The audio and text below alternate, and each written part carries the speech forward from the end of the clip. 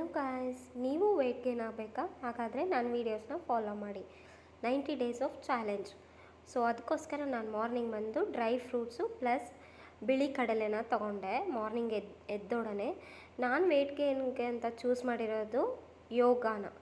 Gym ಹೋಗ್ಬೋದು. Gym ಅಂದರೆ ಸ್ವಲ್ಪ ವೆಯ್ಟೆಲ್ಲ ಲಿಫ್ಟ್ ಮಾಡೋದ್ರಿಂದ ಬಾಡಿ ಪೇಯ್ನ್ ಬರೋದು. ಹಾಗಾಗಿ ಯೋಗ ಮಾಡಿದರೆ ನಮಗೆ ಮೈಂಡು ರಿಲ್ಯಾಕ್ಸ್ ಆಗಿರೋದು, ಹಾಗೆ ನಮಗೆ ತುಂಬ ಚೆನ್ನಾಗಿ ಫೀಲ್ ಇರುತ್ತೆ ಡೇ ಫುಲ್ಲಾಗಿ.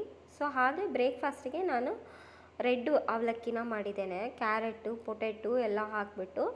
ನೀವು ಮನೇಲಿ ಏನು ಮಾಡಿರ್ತಾರೋ ಅದನ್ನೇ ನೀವು ತಿನ್ಬೋದು ಬ್ರೇಕ್ಫಾಸ್ಟ್ನ.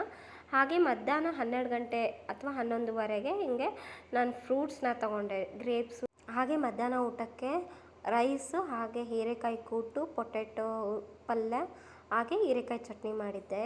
ಹಾಗೆ ನೈಟ್ ಬಂದುಬಿಟ್ಟು ಗೋಧಿ ರವೆ ಉಪ್ಪಿಟ್ಟು. ಇದು ಗೋಧಿ ರವೆ ಬಂದು ಕುರುಣಿ ಅಂತ ಹೇಳ್ತಾರೆ, ದಪ್ಪ ರವೆ ಬರುತ್ತೆ. ಅದಕ್ಕೆ ಕ್ಯಾರೆಟು, ಉರುಳೆಗಡ್ಡೆ ಎಲ್ಲ ಹಾಕ್ಬಿಟ್ಟು ನಾನು ಉಪ್ಪಿಟ್ಟು ಮಾಡಿದ್ದೆ.